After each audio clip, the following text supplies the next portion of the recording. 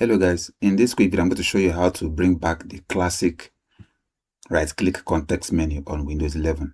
As you can see right here, it looks like Windows 10. Very easy. What you have to do is to open command prompt as administrator.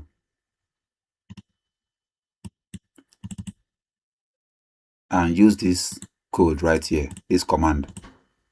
Paste it on your command prompt and hit enter. Now reboot your system and you're going to get the classic context menu for Windows 10 on Windows 11. You can see right here. Anyway, I hope this helps you. That's all for this video. See you guys in the next one.